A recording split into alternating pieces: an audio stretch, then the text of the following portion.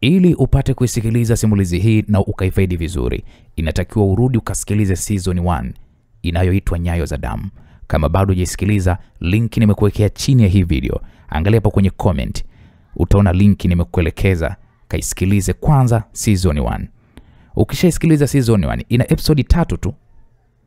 Alafu sasa ndio uje uendelee na hii season 2 ya simulizi hii inayoitwa Nilioa Jini. Kwa hiyo kwa lugha nyepesi, hii ni season ya pili ya ile simulizi ya Nyayo za Damu. Nenda kaanze kusikiliza Nyayo za Damu, alafu ukishaimaliza njoo hapa ndo utanielewa. Ndo utapata mwendelezo mzuri wa hii simulizi. Mimi naitwa Uncle J. Sasa tupate kuendelea pale tulipoishia katika season ya kwanza, juu ya simulizi hii ya Jini Nargis na kijana Thabiti. Mwisho wao utakuwaje? Maana Jini Nargis alikuwa ni mjamzito na hii mimba ilikuwa ni ya binadamu ambaye ni Thabiti. Sasa itakuwaje? Binadamu anakwenda kuzaa na jini. Yote kwa yote tukapate kujua katika hii season ya pili, ikiwa ni sehemu ya kwanza. Na mkumbuke kwamba simulizi hii ina sehemu mbili tu. Yaani hii ya kwanza alafu ya pili itakuwa ndo mwisho. Bwana karibu.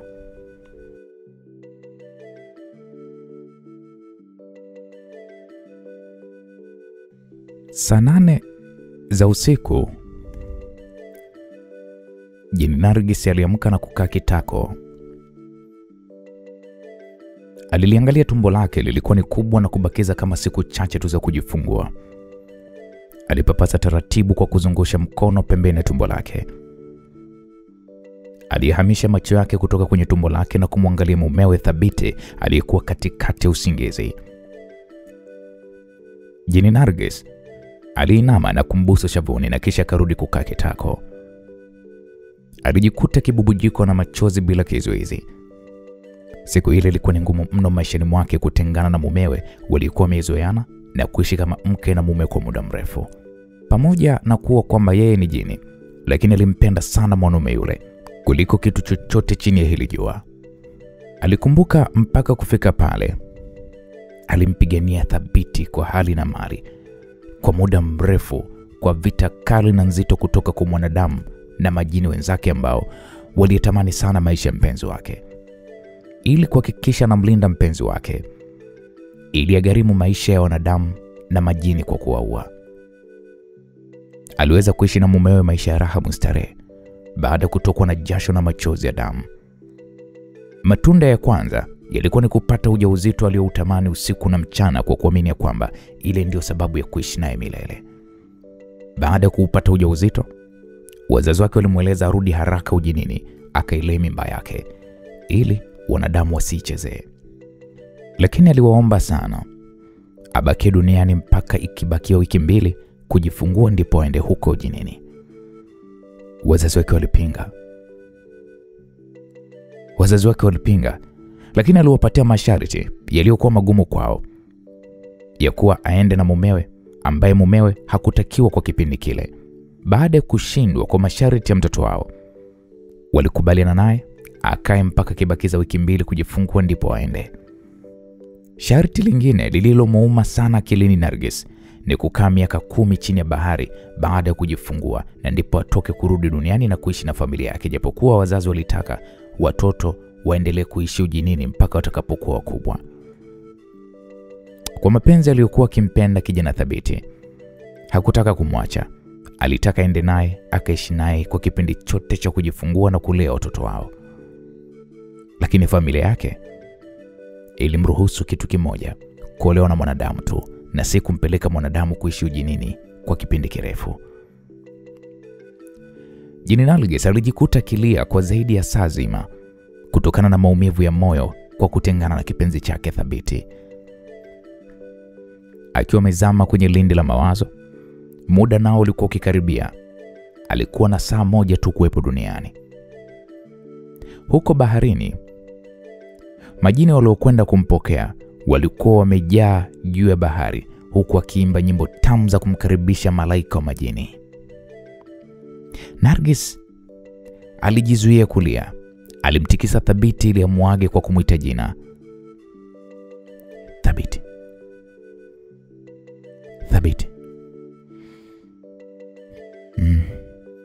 Thabiti alitikia bila kufumbua macho. Alijigeuza upande wa pili Nargis akasema, Thabiti mume wangu,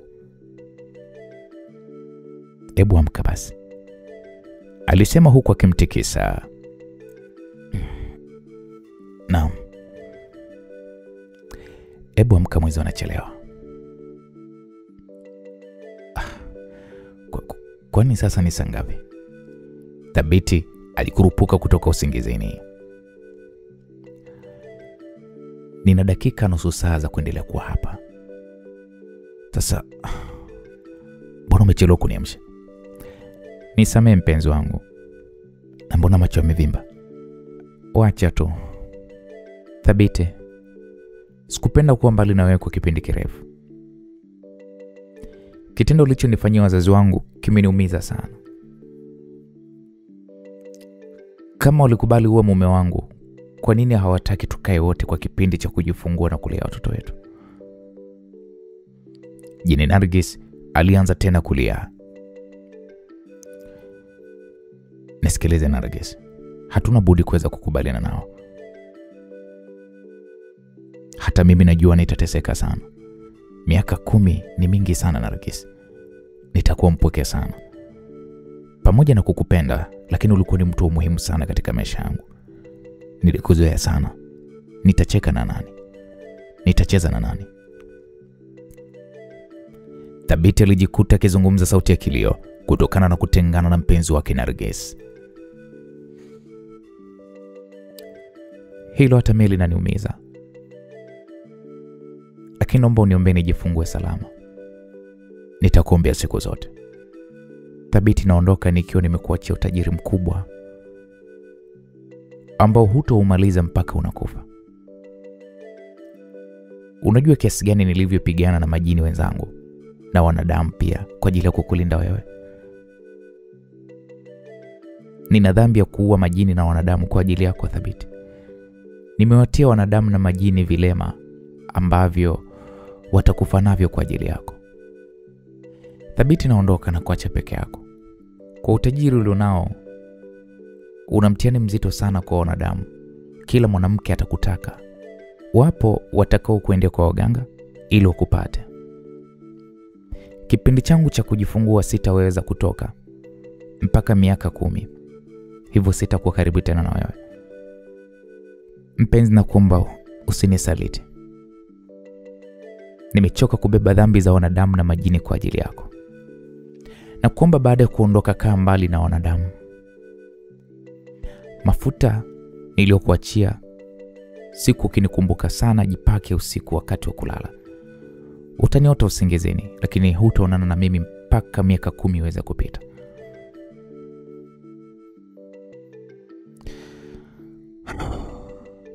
Nargis, nakuahidi kuwa mwaminifu kwako. Sitakusaliti. Nakupenda sana Nargis. Nilitamani niwapokee wanangu wakati wa kuzaliwa, lakini sina jinsi. Nenda mpenzi wangu. Nenda ukijua kuwa nakupenda kuliko kiumbe chochote kilichoumbwa na Mungu. Na kuahidi kukusubiri hata kwa miaka 100. Kweli Thabiti?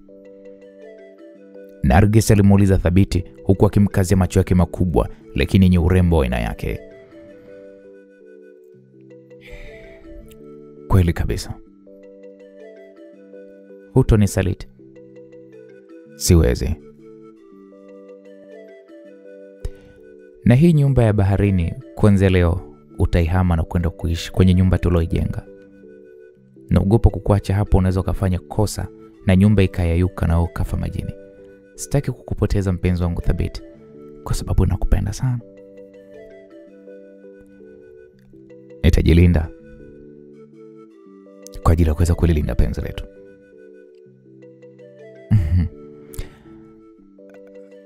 Basi amka tukaoge ili niwahi. Wamefika zaidi ya saa 4 kunisubiri. Naam, kweli walikwenda kuoga na kisha kabadili nguo na kuvaa mavazi ya kijini na kumkumbatia Thabiti. Wote waliruka hadi pembeni ya bahari ambapo walikuta bahari imechafuka kwa mishumaa iliyokuwa imebebwa na majini. Walitembea wakiwa wameshikana mkono kama siku ya harusi yao mpaka walipokaribia kwenye kina kirefu. Waliagana, kila mmoja alilia kutengana na mwenzie. Jini Nargis baada ya kuondoka alisema neno moja la mwisho. Thabiti, nakupenda sana. Usinisaliti. Kwa heri. Naam. Ghafla juu ya bahari kiza kizito kilitokea. Thabiti alijiona kama vile akizamishwa ndani ya bahari. Alipotaka kupiga kelele, maji tayari yalikuwa yamejaa mdomoni. Aliposhtuka, alijikuta amelala kwenye nyumba yao mpya walioijenga. Nargis ndo ameondoka kwenda kujifungua. Basi yeye aishi maisha ya kawaida ya kibinadamu kwenye hii nyumba. Nyumba ilikuwa ina kila kitu. Kama kawaida, Jini Nargis alimwachia mumewe vijakazi kutoka ujinini kwa ajili ya kuweza kumpikia na kumfanyia usafi. Yalikuwa ni maisha mapya kijana Thabiti kuishi bila ya mpenzi wake Jini Nargis. Thabiti alianza maisha mapya. Wakati huo alikuwa amefunguliwa miradi mingi ambayo itamfanya webize ili watu wasishtuke kutaka kujua kwamba maisha yake ya kukaa tu, mbona na maisha mazuri. Thabiti kila asubuhi alikuwa anakwenda mjini kwenye moja ya duka lake kwa ajili ya kusaidizana na wafanyakazi wake kufanya biashara, na jioni alikuwa anarudi nyumbani. Maduka mawili yalikuwa Posta na mengine mawili yalikuwa Kariakoo. Yalikuwa ni maduka makubwa sana yaliyouza vitu mbalimbali. Moja liliuza vifaa vya kielektronik, simu, redio, feni, friji na vifaa vyote vya umeme. Duka lingine lilikuwa likiuza nguo za kike na za kiume pamoja na viatu. Maduka ya Kariakoo, moja liliuza vyombo vya ndani na lingine liliuza nguo za majumbani kama mashuka, mapazia na vitu vyote vya ndani. Pia alikuwa anamiliki magari ya kifahari. Kila mtu alimfahamu mjini kwa utajiri wake kijana Thabiti. Wafanyakazi wake walifurahi mno. Malipo waliokuwa wanalipwa, walimheshimu sana Thabiti. Kwa muda mfupi kijana Thabiti aliweza kufungua kampuni kubwa iliyokusanya miradi yake yote na yeye kuwa mkurugenzi wake. Jina la Thabiti lilisambaa haraka kama moto kwenye nyasi kavu. Alikuwa ni mmoja wa watu wenye utajiri nchini, huku kila mmoja akimshangaa uwezo wake wa kifedha kwa watu waliomfahamu toka enzi wakiwa wanafanya kazi pamoja. Kazi za ukibaruani kwenye makampuni ya Wahindi miaka ya nyuma kwa kabla hajaonana na Jini Nargis. Maisha yalimwendea vizuri sana kijana Thabiti. Japokuwa aliyakosa mapenzi ya mkewe Jini Nargis, lakini kila usiku ulipoweza kuingia, alijipaka mafuta. Usiku wote huwa anaota ndoto yuko na mpenzi wake Nargis mpaka kuna kucha. Kwa ile kidogo ilikuwa inamfariji kujiona kama vile wako pamoja. Wasichana wengi kazini walimshangaa bosi mzima kama yule kutokuwa na mke. Na walipomuuliza, aliwaeleza kwamba ana mke ambaye muda ule alikuwa amesafiri. Na aliwaonesha mpaka pete ya ndoa kuonesha kwamba ni mume wa mtu. Lakini waja walishangaa. Toka waeleze ni miaka zaidi ya 3 ilikatika bila kumuona huyo mkewe, kitu ambacho kilianza kuwafanya sasa wawe na maswali. Labda bosi wao sio rijali. Mwanadada Subira ambaye ni sekretari wake, siku zote alimpenda sana bosi wake, lakini alishindwa kumwambia. Mateso ya moyo wake toka alipomueleza ya kwamba ana mke. Bidada huyu Subira ilibidi tu awe mpole. Lakini muda ulizidi kukatika bila kumuona huyo mwanamke aliambiwa. Alijiuliza kwa nini bosi wake hana mke. Subira siku zote alikuwa anaumia sana, lakini hakutaka kuendelea kuteseka. Alimfuata shoga yake Sofia, naye alikuwa ni mchemsha chai. Kwa vile walikuwa wanajuana, wameivana kwenye ushoga wao, umachepele wao walikuwa wanajuana, tabia zao za kubadilisha wanaume. Subira alimwambia shoga yake kwamba anampenda sana bosi wake.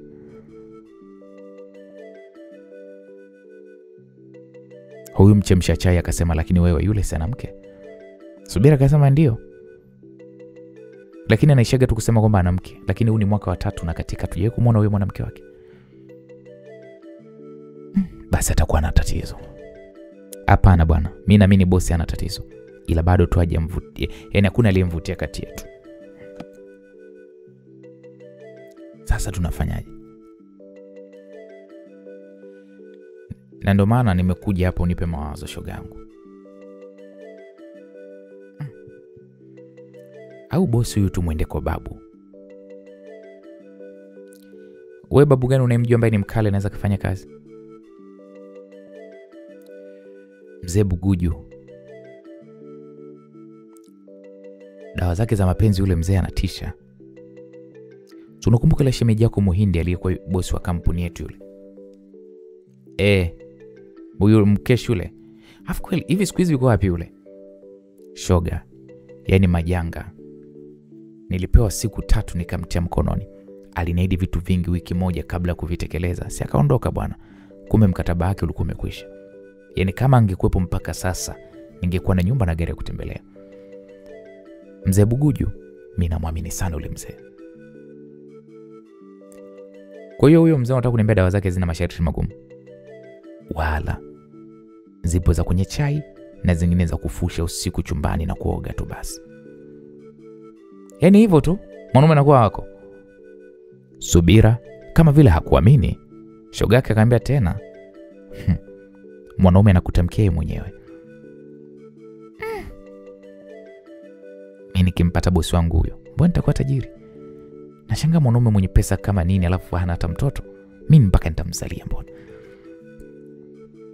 Basi shoga ukiwa tayari twende kwa huyo mzee Buguju. Anakaa wapi huyo mzee? Mji Mwema. Sikuvuka Kigamboni sasa huko. Ndio huko. So mbaya huko panafaa. Mwisho wa wiki basi siku ambayo siendi kazini twende. Kwani chai namtengea nani? Mimi, sekretari. Basi amekwisha. Jihesabie huyo mwanaume ni wako. Yaani shoga na kuahidi zawadi kubwa kama tu nikimpata. Hata gari mimi nitakununulia nakwambia. Gari? Sofia alishtuka. Wewe, bosi ana hela kama nini nakwambia. Nikimpata utakubaliana na mimi.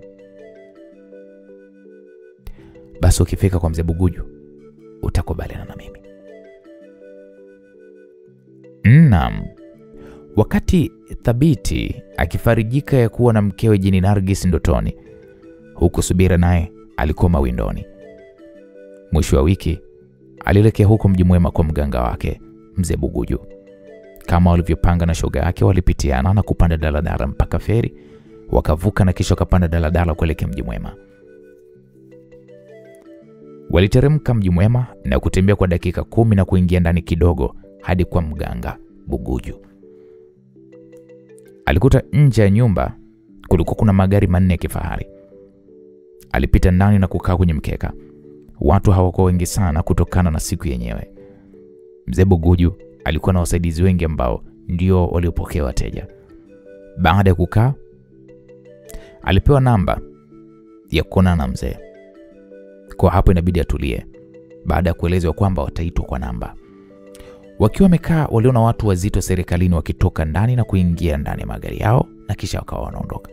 Sofia alimnongoneza shoga yake Subira kwa kumwambia, yani huyu mzee kiboko hakuna anachoshindwa kwake, mpaka nani sijui anakujaga hapa. Muongo Sofia, huo ulimwona? Hapana, alinieleza mzee Buguju. Siku anayokuja huwa hakuna mteja. Basi huyu mzee atakuwa kiboko. We, utaniambia mwenyewe. Baada ya kumpata bosi wako wewe mwenyewe utakubali. Baada ya muda, namba yao iliitwa. Waliingia ndani ya chumba kikubwa chenye mikeka ya kisasa. Kila kona kulikuwa kuna udi uliokuwa ukiwaka na kukifanya chumba kinukie. Karibuni. Mzee Buguju aliwakaribisha Sofia pamoja na Subira. Alikuwa ni mzee wa makamo, mwenye mwili uliokuwa umeshiba. Alivalia kanzu nyeupe na baragashi. Mzee shikamo. Marahaba. Mna shida gani? Ni mwenzangu hapa, mimi nimemleta tu. Ndiyo, nimeona hapa mwenye matatizo ni mmoja. Haya binti, shida yako ni nini? Subira alieleza shida iliyompeleka pale. Na baada ya kumsikiliza akamwambia, mwanangu, shida hiyo imekwisha. Dawa nitakayokupa nitakupa siku 3. Usipompata huyo bosi wako, njoo uchome moto dawa zangu. Nitashukuru sana mzee wangu. Subira alipewa dawa ya kuweka kwenye chai pamoja na juisi, dawa ya kufukiza chumbani kwake na dawa ya kuoga. Kazi yake haikuchukua muda mrefu. Mzee wangu ndo kiasi gani? Hapana, leo sitaki hela yoyote kwa vile huna hela kunipa. Najua baada ya mwezi utaleta zawadi yangu. Nashukuru sana mzee. Haya, kwaherini. Walitoka kwa mganga kuelekea barabarani. Hapo Subira alikuwa hamini kwa vile hawakutumia muda mrefu kupata huduma, tofauti na watu waliowakuta. Walipanda daladala na kurudi nyumbani. Wakiwa njiani, Subira alikumbuka kwamba kuna kitu alisahau kuuliza. Hivi Sophie, unajua kuna kitu mimi nimesahau kuuliza? Kitu gani? Kuhusu matumizi ya kwenye chai na juisi inaweka kiasi gani? Kumbe hilo kiasi kidogo tu, nusu kijiko cha chai tosha. Mara ngapi? Subira, mara moja. Kwani huyo ni mumeo? Useme kwamba utampa hadi jioni, wakati jioni anakuwa nyumbani kwake? Si nitaka tu kujua. Si unajua dawa hizi ukikosea tu masharti tumeharibu kila kitu. Ni kweli shoga yangu, lakini dawa za mzee huyu hazina masharti magumu kwa vile anaziamini dawa zake. Baada ya kufika nyumbani, wakaagana, kila mmoja alikwenda kwake. Subira pamoja na kuhakikishiwa kumpata bosi wake thabiti, kwake aliona kama vile uongo. Yaani aliona kama ni jambo lisilowezekana kwa mtu kumwekea dawa kwenye chai na kumkubalia kimapenzi. Aliachana na mawazo yale, aliangalia dawa alizofunga kwenye karatasi na kuzisoma. Alichukua ya kuoga na kuweka kidogo kwenye maji ya kwenda kuoga, na kisha alipata chakula. Kabla ya kulala, aliwasha moto wa makaa, akaweka mikaa michache ya moto kwenye kibakuli. Alichukua pale dawa ya kujifusha na kujifunika shuka. Kisha aliweka dawa hiyo kwenye moto huku akiniuzia maneno ya kuhakikisha thabiti anaingia mikononi mwake. Baada ya kujifusha, bidada huyu Subira alipanda kitandani kwa ajili ya kuweza kulala. Siku ya pili, mwanadada Subira aliwahi kazini na kufanya usafi, kisha akamchemshia chai bosi wake, akaiweka kwenye chupa, na kisha alirudi sehemu yake kwa ajili ya kuendelea na kazi. Baada ya muda, Thabiti aliingia na kumsalimia kama ilivyokuwa kawaida yake siku zote. Huwa ni mcheshi. Subira kidogo aliona mbona kama dawa hazijafanya kazi. Subira akashindwa kupata kuyaona ile mabadiliko kutokana na dawa alizokuwa amezifanya usiku. Subira muda wote macho yake hayakucheza mbali na saa yake ndogo ya mkononi kuangalia muda wa kumpelekea chai bosi wake. Kila alipoiangalia aliona kama vile mishale imesimama. Mapigo muda wote ilikuwa inamwenda kasi kutokana na kuwa na wasiwasi na kitu anachotaka kukifanya kitakuwa kina matokeo gani. Wasiwasi wake mkubwa ulikuwa ni kama bosi wake akigundua na akaamua kumfukuzisha kazi itakuwa ni kilio kwake. Subira aliona kama vile saa mkononi inamdanganya. Alibadili na kisha akaangalia kwenye kompyuta. Nayo hakuamini. Aliangalia kubwa ya ukutani, ilimuonesha kwamba bado dakika 5 muda wa kupeleka chai uweze kutimia.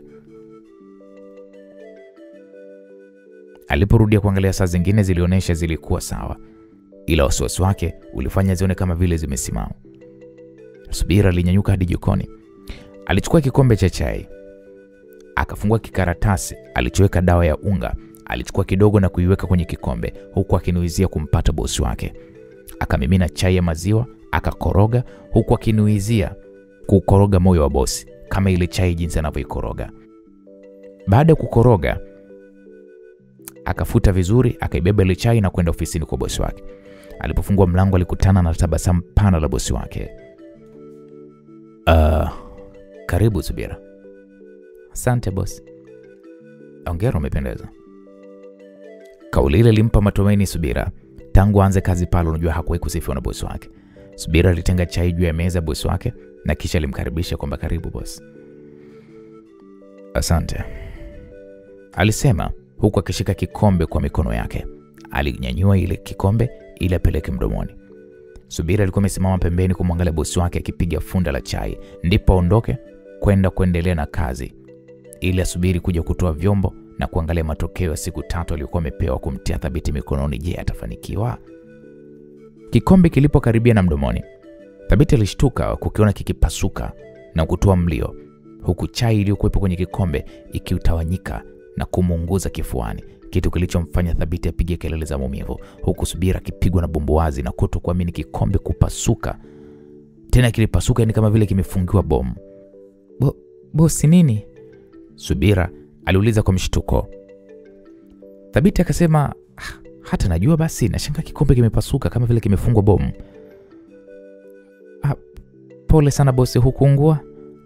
Kiasi tu, sio sana. Itabidi basi uende hospitali. Lazima kwanza nirudi nyumbani nikabadili nguo. Thabiti alivua shati lililokuwa limechafuka kwa chai. Ikabidi avae tu koti la suti bila shati ndani. Akatoka kwa ajili ya kuelekea nyumbani kubadilisha nguo.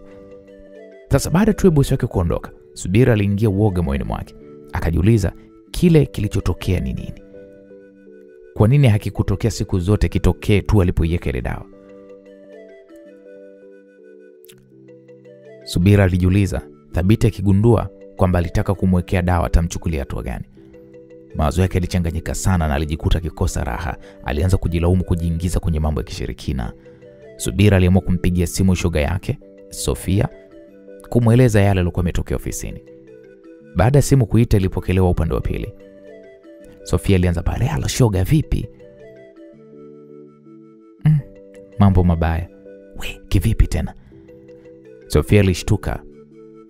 Subira ilibidi amweleze kile kilichokuwa kimetokea muda mfupi uliotokea, kitu ambacho kilipelekea akili yake kuvurugika kabisa. Sofia akasema, "We, hakijamponyoka? Labda kitakuwa kilianguka." Subira akasema, "Wala hata kijamponyoka, kikombe kimepasuka kikiwa kiko mkononi." "Wewe Subira, amekwambia bosi wako au wewe mwenyewe umeona kwa macho yako?" "Sophie, yani nimeona mimi mwenyewe kwa macho yangu." "We, kwa kikombe kimepasuka kabisa? Tena kimelia kama vile kimekiwa bomu."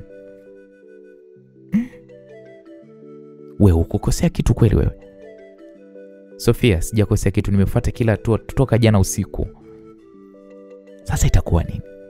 Mbona mara zote yakitokea kitu kama hiko?" "Nikuuliza wewe Sofia." "Basi turudi kwa mzee Bukuju. Kwa dili lilotokea leo Sofia, nadhani tu twende jioni." "Hakuna tatizo." Naam. Baada ya muda kijana Thabiti alirudi akiwa amebadilisha nguo. Subira alishtuka kujiuliza kwamba atamwambia nini bosi wake.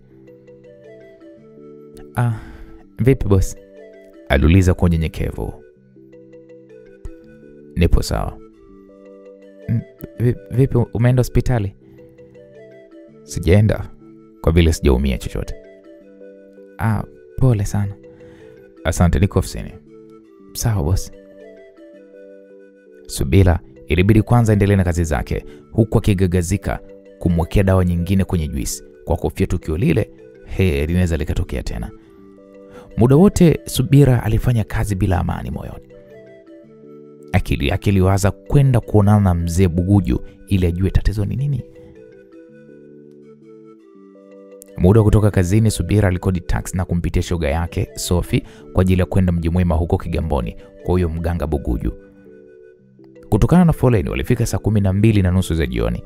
Walikuta kuna wateja wengi. Ilibidi wasubiri kuonana naye mpaka saa 2:30 usiku ndipo walipokutana naye mzee Bukuju.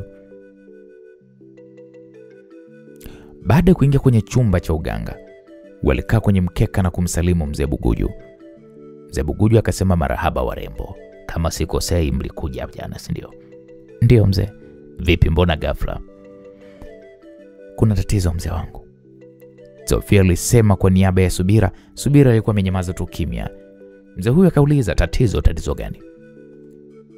"Subira, mueleze." Sofia alimgeukia Subira na kumwambia hayo. Ndio binti, niambie." Babu, kumetokea tatizo ofisini." "Tatizo gani?" "Kuhusiana na ile dawa ya chai." "Imefanya nini?" Hapo Subira Alielezea yote yaliyotokea baada ya kufuata maelekezo ya kutumia dawa, kuanzia usiku na asubuhi alipomtengenezea chai bosi wake na maajabu yale yaliokuwa yametokea. Hiko kikombe kimedondoka wakati anakunywa chai au ni vipi? Hebu nifafanulie nikuelewe. Kikombe kimepasuka kabla hajanywa hiyo chai. Yaani kikombe kilipokaribia tu mdomoni kikapasuka kama bomu. Unasema? Hakikumponyoka bali kimepasuka kama bomu kabla kikombe hiko hakijagusa mdomo. Chai haikumunguza kweli. Aliungua kidogo lakini hakwenda hospitalini. Mbona kazi ipo? Mzee Buguju alisema huku akichukua unga kwenye kichupa kidogo kilichokuwa kwenye chupa nyingi za dawa. Alimwaga kwa kusambaza, alafu akatulia, akawa anatazama. Kwa muda tu alikuwa ameshika tama. Alipomaliza akageuka na kisha akasema, kazi hii niliidharau. Kumbe kazi ni nzito sana. Bosi wako ni mume wa jini lililopo chini ya bahari, na utajiri ule jini yule ndiye aliyempatia. Kwa sasa yuko jinini huyo mwanamke wake. Amekwenda kujifungua na atarudi baada ya miaka 10. Kwa hiyo ametegesha mawasiliano yake na kuona kila kinachoendelea duniani ili kumlinda mume wake. Jini yule ni mpole sana, ila ni mkorofi anapotaka kuingiliwa katika maisha yake, hasa kumchukua kipenzi mume wake. Ile pete anayovaa bosi wako ndio mawasiliano makuu kati yake na mkewe jini Nargis. Kila kitu kinachofanyika lazima ajue, na anatuma nguvu zake za kijini kupitia pete ile kuzuia Thabiti asipatwe na tatizo lolote. Na ndio maana nikasema kazi ile sikuiangalia mapema, kumbe ni nzito sana. Sasa ndo nimeona. Kwa hiyo babu, tunafanyaje? Maana kama ndo hivyo basi rafiki yangu yuko hatarini. Hapa kidogo kama mna nia ya dhati, itabidi muingie gharama za kuweza kuvunja mawasiliano kati ya Thabiti na huyo mke wake jini.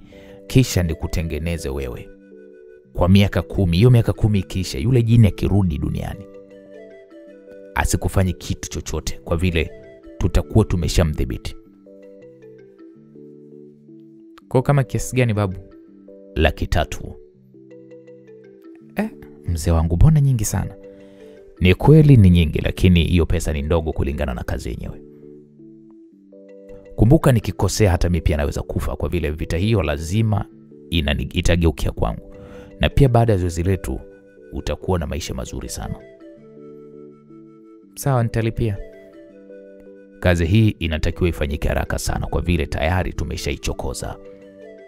Sawa mzee wangu, kwa hiyo lini? Kwa vile mwezi bado haujamezwa na mawingu. Kazi yako itafanyika kesho usiku saa 6 baharini. Unatakiwa uje kulala huku, na ukitoka hapa unafikia moja kwa moja kazini. Sawa, hakuna tatizo. Nina imani lile ni tatizo ambalo halina madhara kwako. Endelea kutumia dawa, kujifusha, kuoga, ya chai na juisi, hebu zile achana nazo kwa muda. Ila zile ambazo zinakuhusu wewe endelea kujifukizia na uoge. Sawa mzee wangu. Naweza kukutumia leo kutoka katika simu? Hakuna tatizo. Hapo mzee Buguju alimtajia namba za simu. Subira alimtumia fedha yote na kisha waliaga na kuondoka kwa ajili ya kuwahi nyumbani, kwa vile muda ulikuwa umekwenda sana. Naam. Siku ya pili majira jioni, Subira alielekea Mji Mwema kwa mzee Buguju peke yake, kwa vile siku ile alitakiwa kulala kule. Alifika majira saa 1 za usiku na akaenda moja kwa moja kwa mzee Buguju. Alipomwona alimkaribisha na kumwomba atulie, kwa vile kazi yake ilitakiwa kufanyika saa 6 usiku, mwezi ukiwa katikati. Sasa majira saa 5 za usiku alifuatwa na kijana wa mzee Buguju, akamwambia kwamba jiandae, kuna safari ya kwenda baharini. Alipewa shuka nyekundu, alipewa kilemba chekundu na kuambiwa kwamba avue nguo zote, ajifunge zile na kisha asubiri. Baadaye aliitwa, na nje alipofika alikuta watu 4 na mzee Buguju pia alimkuta. Akaelezwa sasa, mama, kazi ndo inakwenda kuanza, kwa vile hali ya hewa inaruhusu. Subira ilibidi aseme sawa, kwa wakaongozana pale kuelekea baharini, wakiwa wamebeba kikapu chenye vitendea kazi na mbuzi mwekundu aliyekuwa amefungwa vitambaa vyekundu kwenye pembe. Subira, kwa vile alikuwa ni mgeni, alikaa katikati.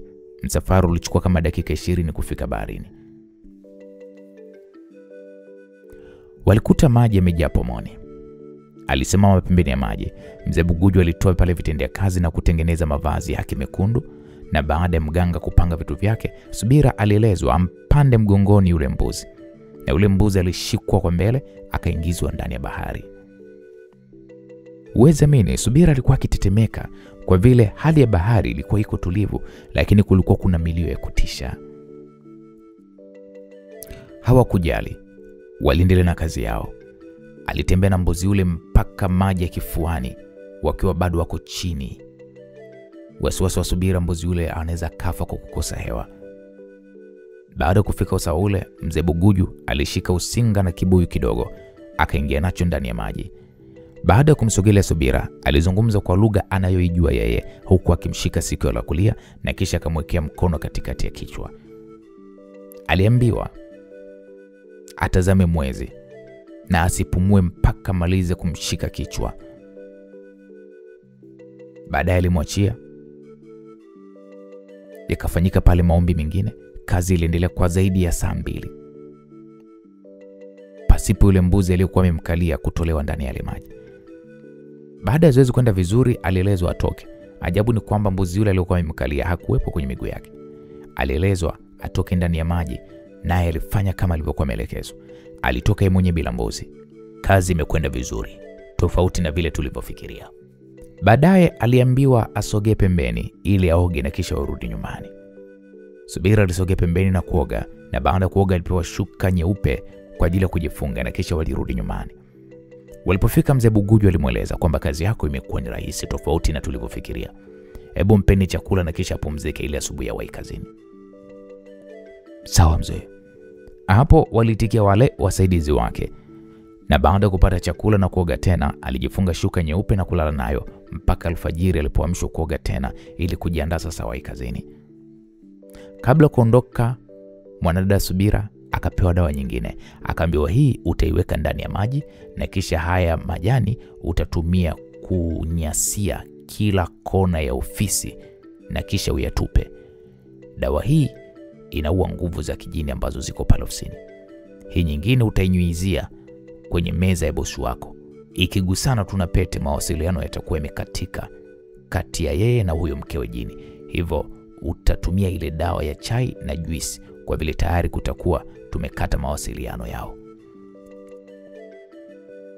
Mtakapoanza uhusiano na bosi wako, usikubali kukutana naye mpaka uje huku. Kuna dawa nitakuhakikishia unakuwa salama katika penzi lako na kuifanya ndoa yako iwe haraka. Nina imani ukifanya kwa kuzingatia maelezo yangu, wewe mwenyewe utashangaa. Nashukuru sana mzee wangu. Na kuahidi zawadi kubwa mno tukifanikisha hili.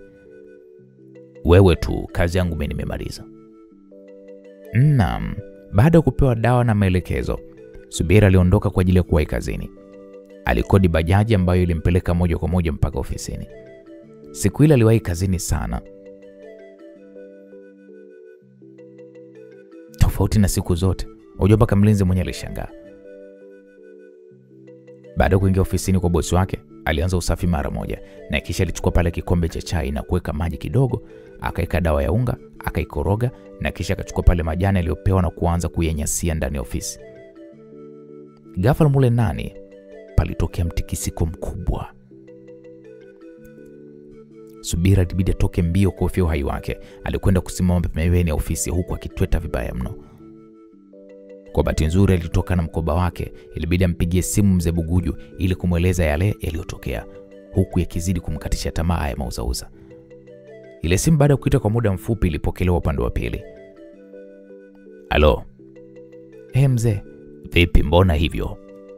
Huku kuna tatizo lingine limetokea. Tatizo gani? Hapo Subira ilibidi amueleze kile kilichotokea muda mfupi baada ya kuanza kunyasia dawa aliyokuwa amempatia. Kumbe ni hilo tu. Hebu endelea na hiyo kazi. Mzee, yani mtikisiko mpaka mimi mwenyewe nimeshtuka hapa nilipo na tetemeka, mwili hauna nguvu. Usiniambie niendelee na hii kazi. Zile ndizo nguvu za kijini zilizomo ofisini. Unaponyasia maji, huo mtikisiko uliosikia ni kuvunjika kwa nguvu hizo za kijini. Kwa hiyo nenda kaendelee na wala hata usiofu. Jitahidi umalize zoezi kabla bosi wako hajafika hapo. Sawa mzee. Subira alirudi ofisini akiwa hajiamini kabisa. Alichukua kikombe chenye maji, alianza pale kunyasia. Mtikisiko wa mwanzo ukarudi tena, lakini hakuacha. Aliendelea kunyasia maji kila kona ya ofisi, hali ya mtikisiko mpaka ikatulia. Baada ya zoezi lile kwenda vizuri, alichukua dawa nyingine, akaipaka kwenye meza na kurudi sehemu yake ya kazi. Majira ya saa 3:30 asubuhi, kijana Thabiti aliingia ofisini. Kama kawaida, aliacha tabasamu lililokuwa likimtesa Subira, na baada ya kusalimiana aliingia ofisini kwake kwa ajili ya kuendelea na kazi. Haikuchukua muda, kishindo kizito kilitokea ndani ya ofisi, kishindo ambacho kilimshtua Subira na akajiuliza kwamba kuna kitu gani kimetokea ndani kwa bosi huko ofisini. Alinyanyuka taratibu huku mapigo ya moyo yakiwa juu na kugonga ofisini kwa bosi wake taratibu. Hapakuwa na majibu yoyote. Ile hali ilizidi kumtisha. Aligonga tena kwa nguvu kidogo huku akimuita kwa jina lake. Bosi. Bosi. Vile vile hakukuwa na jibu. Alifungua mlango taratibu na kuchungulia ndani. Alipoangalia ndani, alishtuka kumwona bosi wake akiwa amejilaza kwenye meza, huku kidoleni pete yake ikionyesha kama vile moto unawaka. Alishtuka na kujiuliza kile ni nini, kwa vile hakuelezwa na mganga kwamba kitatokea kitu kama kile. Alimsogelea huku akitetemeka. Alimtikisa huku akiwa anamuita, lakini hapakuwa na jibu. Alipomwangalia vizuri, aligundua amepoteza fahamu. Haraka alirudi ofisini kwake, akampigia simu mzee Majugu ili kumpa habari za kile kilichokuwa kimetokea pale ofisini. Vipi binti? Aliuliza mganga baada ya kupokea simu hiyo, na ndipo Subira akasema, mzee wangu, kila dakika kunatokea kitu cha ajabu. Kitu gani iko? Baada ya bosi kuingia, ilichukua muda mfupi kusikia kishindo kizito, na nilipoingia ndani nimemkuta amelalia meza akiwa amepoteza fahamu. Kilichonichua zaidi ni pete aliyokuwa ameivaa, ilikuwa inawaka moto. Hiyo ni kawaida, wala hata usiofu. Zoezi limekwenda vizuri sana. Umenifurahisha kufanya nilivyokueleza. Mzee, zoezi limeenda vizuri wakati hali ya bosi ni mbaya. Kazi imekwisha. Sasa fanya hivi, mvue hiyo pete, iweke kwenye maji yaliyochanganywa na dawa iliyopakaza kwenye meza kwa dakika kama 5, na kisha utaitoa, utamvalisha kidoleni na utamwacha bila kumfanya chochote. Ukitoka hapo, kama andalie chai. Akishtuka mpe chai na kisha endelea na kazi. Mchana mpe juice, kitakachofuata utanijulisha. Alafu nilitaka kusahau, na lingekuwa kosa kubwa, kabla hujashika hiyo pete, hebu jipake dawa hiyo mkononi mwako. Sawa mzee. Subira alifanya kama alivyokuwa ameelekezwa kwa kuweka maji kidogo kwenye kikombe na kisha akachanganya ile dawa. Alijipaka dawa mikononi na kisha alimvua pete iliyokuwa ikiwaka moto huku akitetemeka, akaiweka kwenye kikombe. Ilipogusa maji, moto ulizimika kama vile kala moto, huku ikitoa moshi na kisha ikatulia. Baada ya zoezi lile, akaifuta ile pete na kisha akamvalisha tena. Akatoka ofisini kwa bosi wake kwa ajili ya kwenda kumtengenezea chai ili amalize zoezi lile la asubuhi. Baada ya kuchemsha chai, aliweka kwenye chupa na kisha akarudi kwa ajili ya kuendelea na kazi. Lakini kazi ilimshinda, kwani hakujua hatima ya bosi wake. Kompyuta aliiwasha na kisha alitulia, akaiangalia huku akiwa anasubiri kitakachoweza kuendelea. Baada ya dakika kama 10 hivi, alishtushwa na sauti ya kijana Thabiti.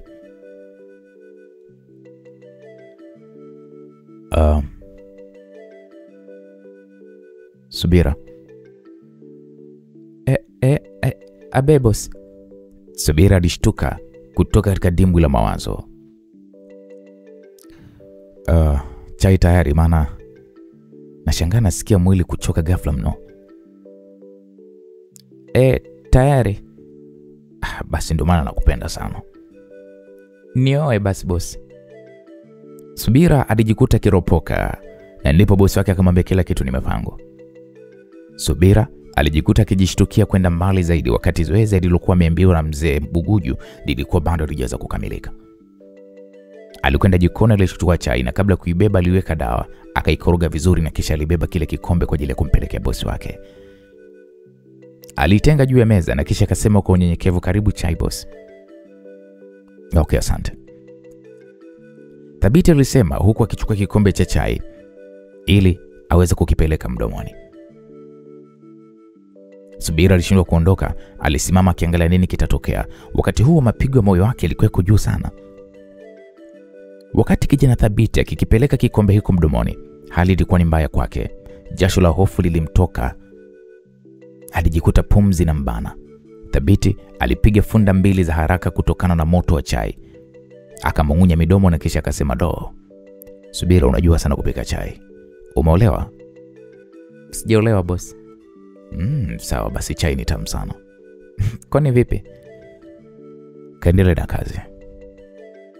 Subira hakutoa neno zaidi. Alitoka na kwenda ofisini kwake huku akizidi kuyaona maajabu ya mzee Buguju pale bosi wake alipokunywa ile chai bila kikombe kupasuka. Alitaka kumpigia simu mzee Buguju kumweleza alipofikia, lakini aliona hii ni mapema mno. Alisubiri aone nini ambacho kitakachoweza kuendelea. Msikilizaji, Thabiti akiwa ofisini kwake alijiona ni mtu tofauti na alivyojizoea kwa kipindi kirefu. Thabiti akiwa ofisini kwake alijiona ni mtu tofauti na vile alivyoweza kujizoea kwa kipindi kirefu. Alishangaa uzuri wa sekretari wake. Kwake alikuwa ni kama kiumbe kipya ambacho hakuwahi kukiona siku za nyuma. Alinyanyua simu na kumuita ofisini kwake ili amuulize kitu. Baada ya muda, Subira alisimama mbele yake huku akiachia tabasamu pana lililozidi kuteketeza kabisa moyo wa bosi wake. Abe bosi. Hebu kaa. Subira alikana kumtazama bosi wake, alionekana kumshangaa, kitu ambacho kilimfanya imhoji kwamba bosi, mbona kama unanishangaa sana? Una muda gani hapa kazini? Miaka 5 sasa. Miaka hiyo 5 ulikuwa unafanya sehemu gani?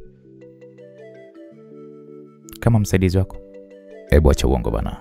Mbona mimi nilikuwa sikuoni? Kweli boss, au tu labda sina tu mvuto moyoni mwako? Hapana bana. Umeolewa? Bado. Una mchumba? Sina.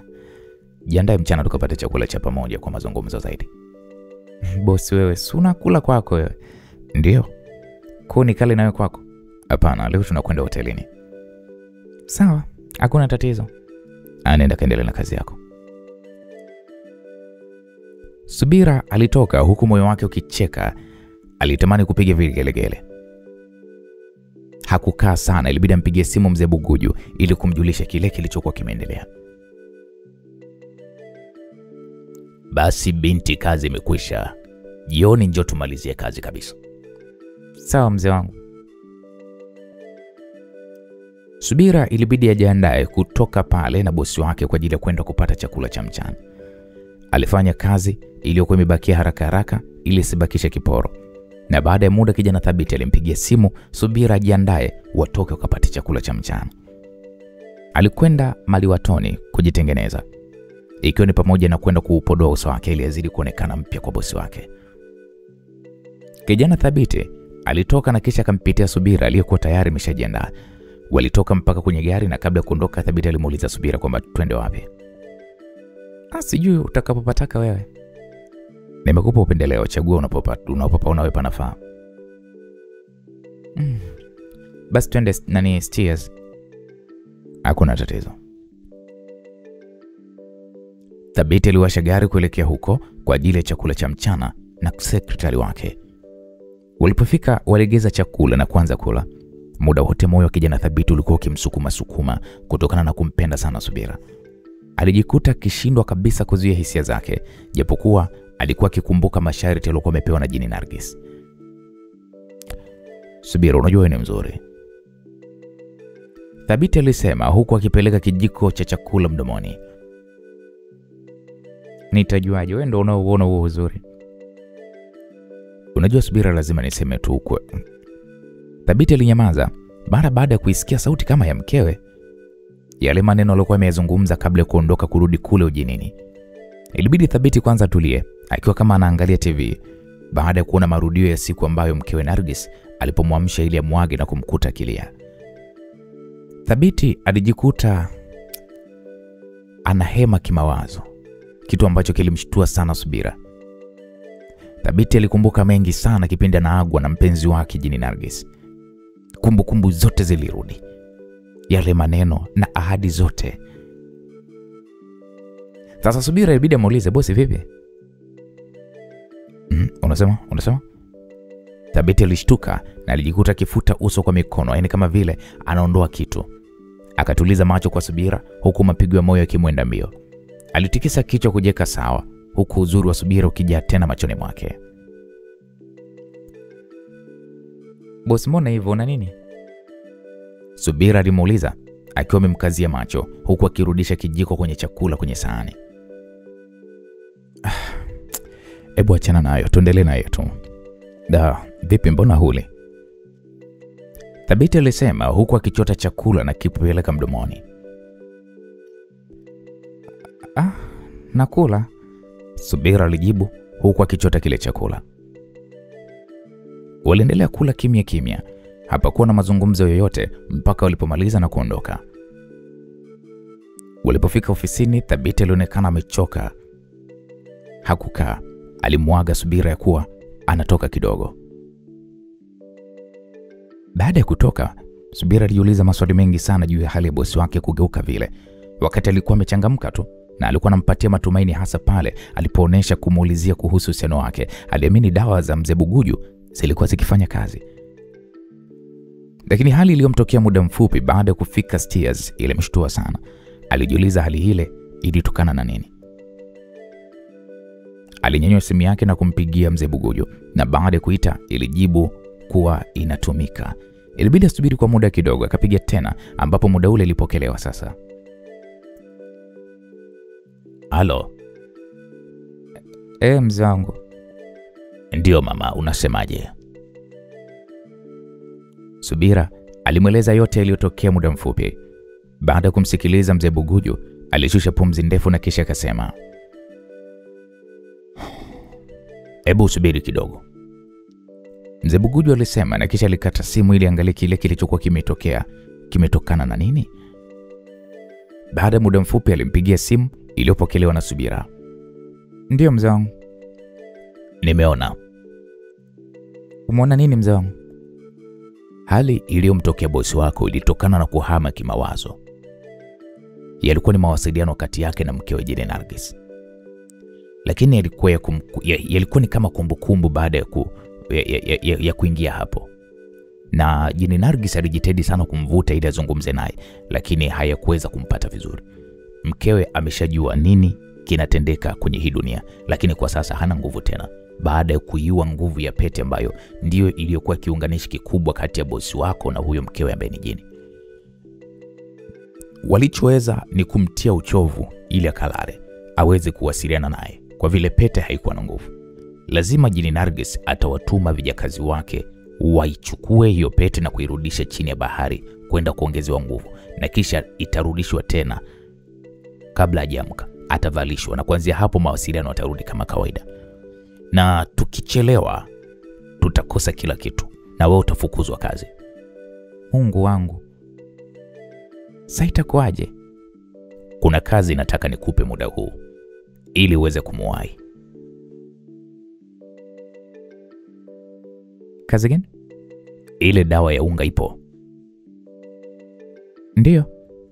"Unajua anapokaa bosi wako?" "Ndio, lakini sijawahi kufika."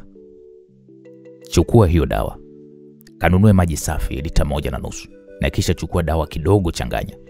Ondoka nayo hayo maji, nenda moja kwa moja mpaka anapokaa bosi wako. Ukifika getini mwaga kidogo na kisha ingia ndani ya uzio, mwaga tena kidogo. Nenda mpaka kwenye nyumba ya bosi wako, mwaga kidogo kidogo kuizunguka hiyo nyumba yote na kisha ingia ndani, mwaga kidogo kidogo nyumba nzima. Kuna vitu utavisikia wakati ukiendelea na hilo zoezi. Usiogope, fanya kazi niliyokueleza. Hata viwe vinatisha vipi, endelea na zoezi lako kwa vile havitakudhuru, kwa sababu utakuwa ukiua nguvu za majini. Utashangaa kukuta jumba lote lile hakuna mtu. Na kama nilivyokueleza awali, baada ya mkewe Jenerali kuondoka, alimwachia vijakazi ambao walimfanyia kazi zote za usafi na kumpikia. Lakini dawa itakayomwagwa ndio itakayowaondoa na kutimka kwa maumivu. Ukishamaliza zoezi hilo, ingia chumbani kwa bosi wako. Utamkuta amelala, lakini kidoleni hana pete ambayo itakuwa imepelekwa ujidini kurudishiwa nguvu ya awali. Mpake maji kichwani, umwache. Nenda bafuni, weka maji kwenye beseni, weka dawa hiyo, oga maji hayo na ubakishe mengine. Rudi ndani, muamshe Thabiti. Akiamka mshike mkono, atakuwa kama zezeta kwa vile nguvu za kijini zitakuwa zimetoka. Mpeleke bafuni, muogeshe maji ya dawa. Muda ule atarudi katika hali yake ya kibinadamu. Mtarudi chumbani na mtalala kama wapenzi. Ukifanya zoezi zima kwa umakini, huo ndo utakuwa mwanzo wako wa kuishi na kijana Thabiti. Sio kwamba sijui, najua vita itakuwa ni kubwa ya kutaka kukutoa mikononi mwake, lakini kuna dawa nitakupa. Hakuna jini wala mchawi atakayeweza kukukusa.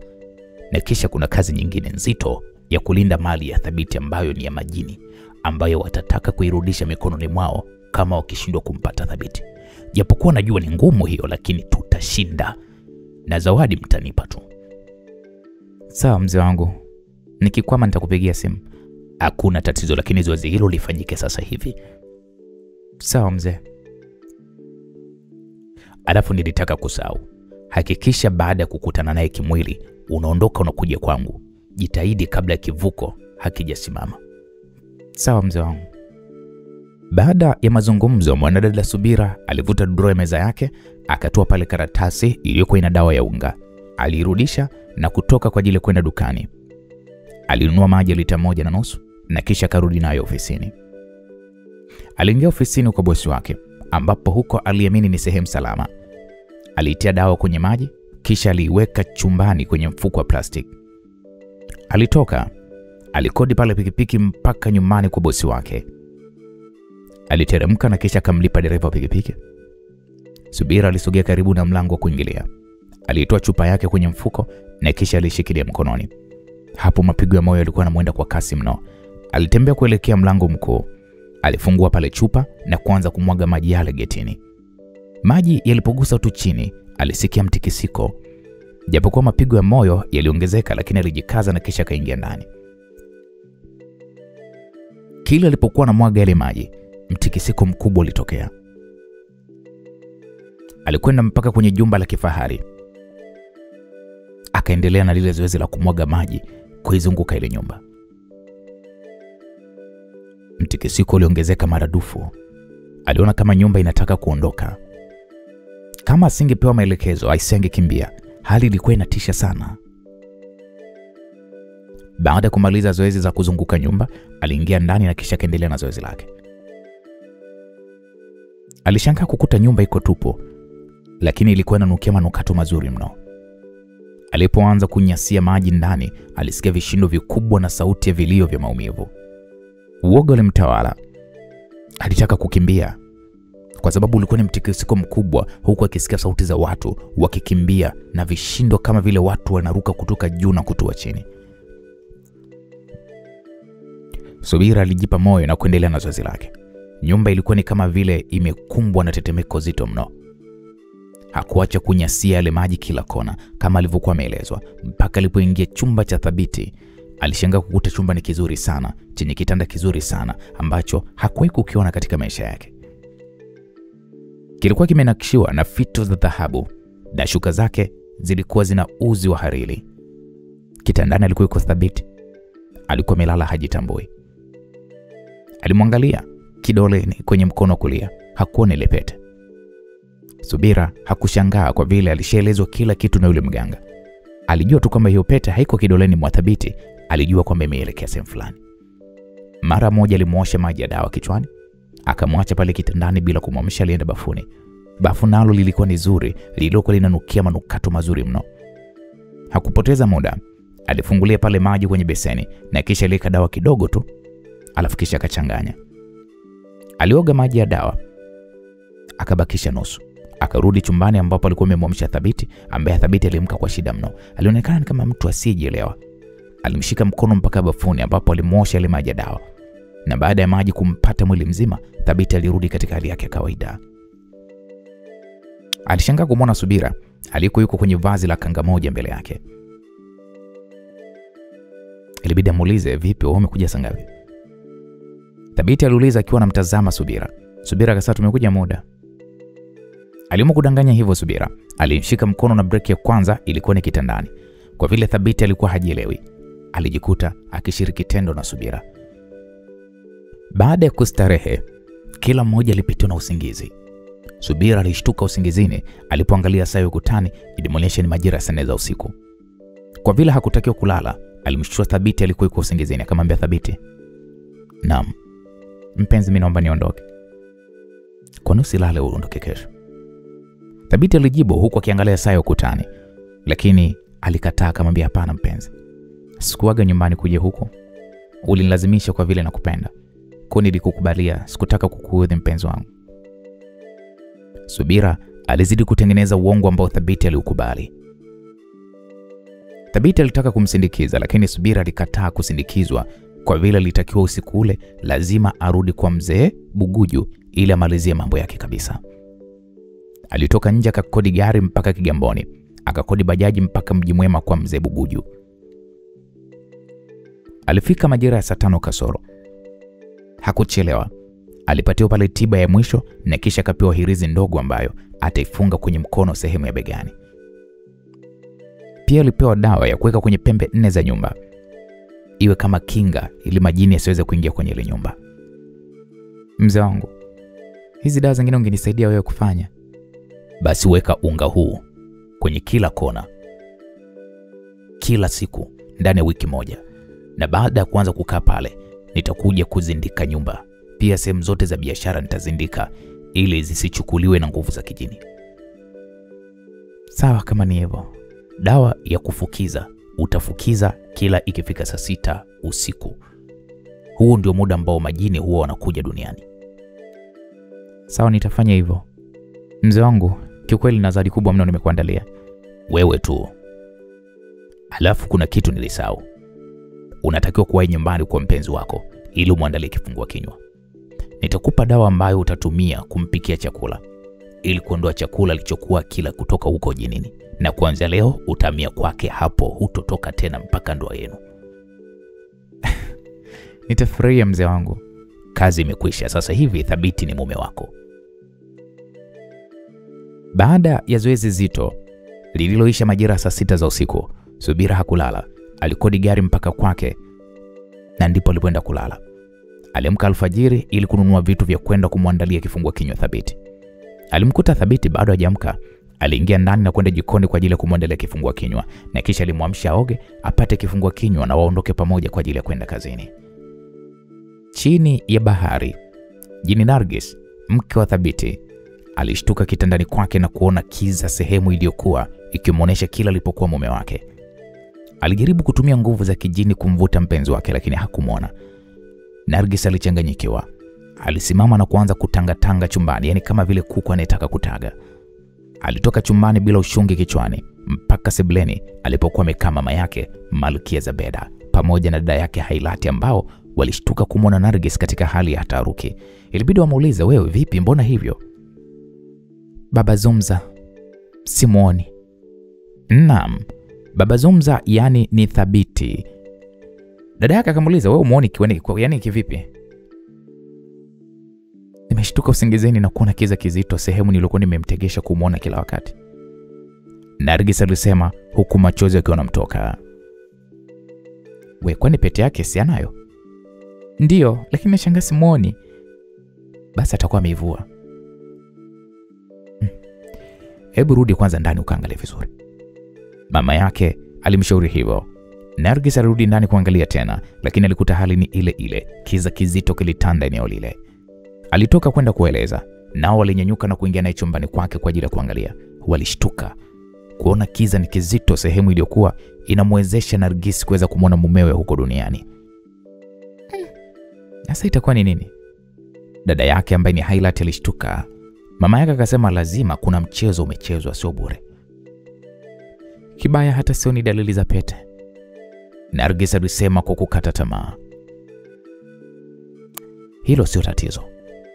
Hebu watume watwana wakamtie uchovu, akirudi nyumbani wamvue pete na kuileta huku. Tutairudishia nguvu yake hiyo pete, na kisha tutamchukua na kumwekea kivuli, na kisha tutamrudisha duniani, huku tukiwaondoa wafanyakazi wote wanadamu, na kampuni yake itaendeshwa na majini.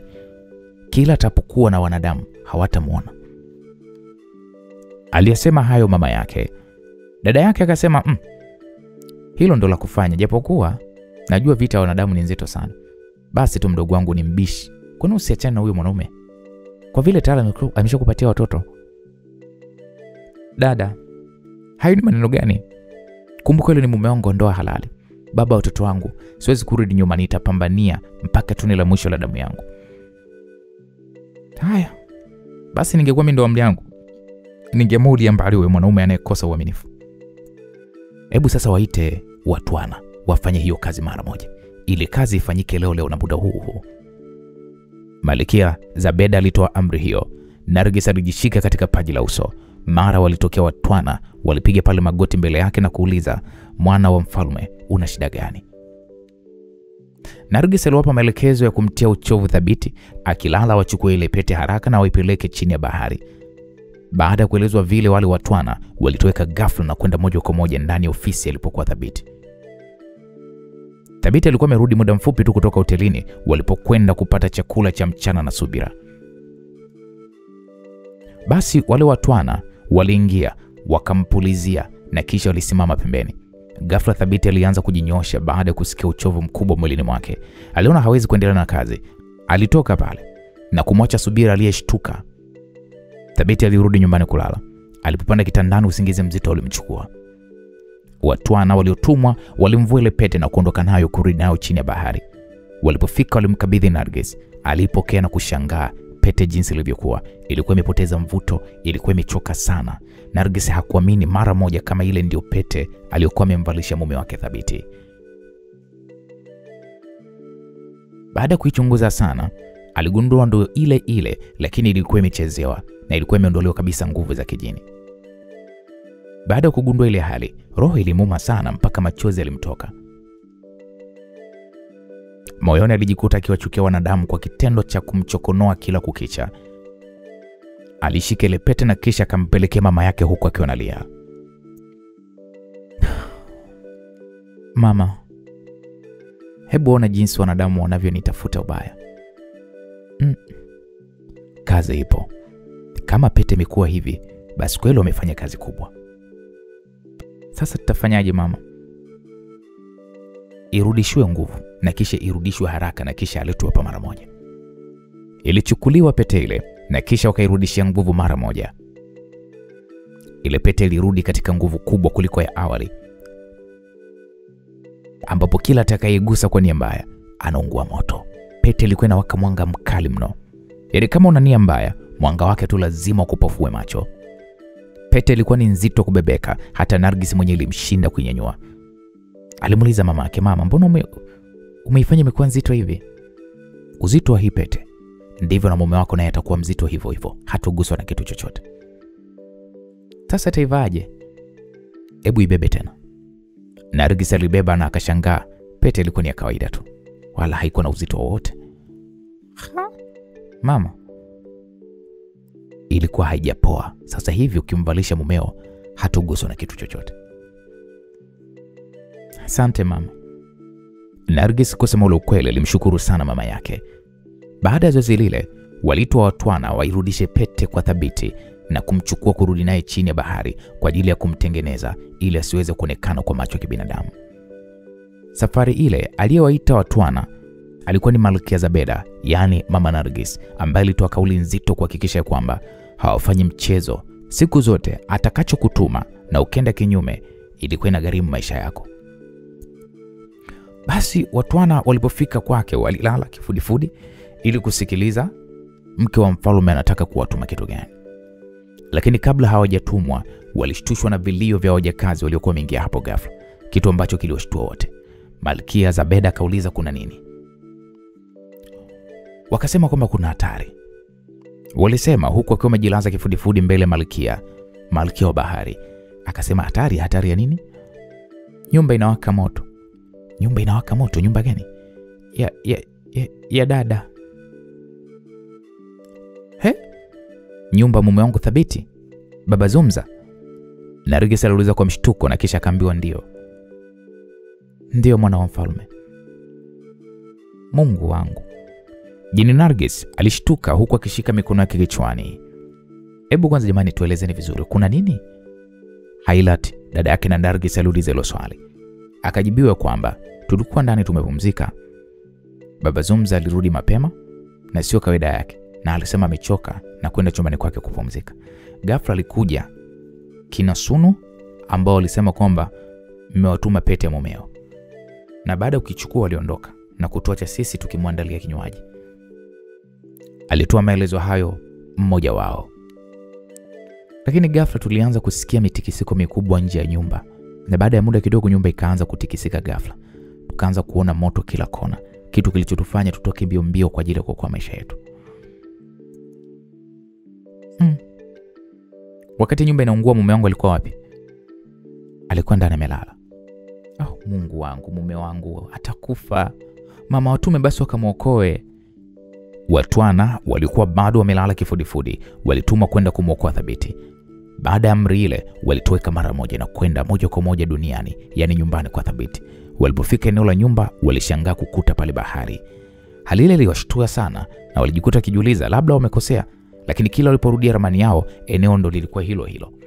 Walijikuta kiulizana wenyewe kwamba tumekosea wapi? Mwenzi akamwambia tujakosea. Hapo kwenye bahari ndipo kwenye hiyo nyumba, kwa sababu nyumba tulioifikia kabla ya kuingia ndani si hii hapo pembeni ya bahari.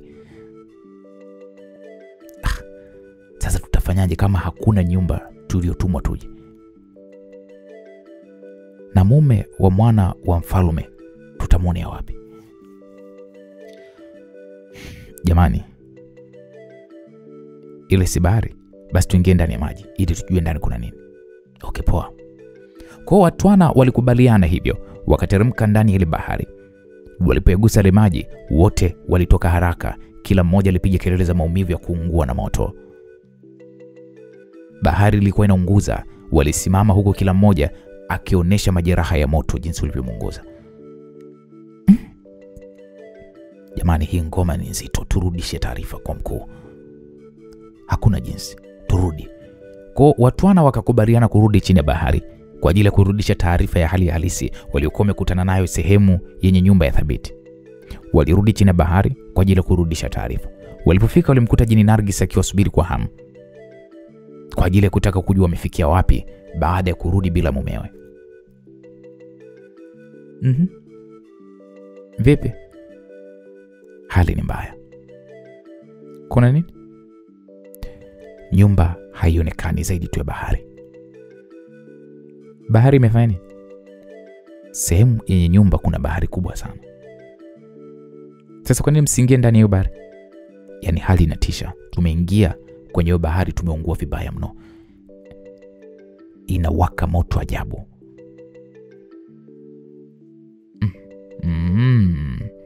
Sasa nimeelewa. Malkia Zabeda aliyesema hayo.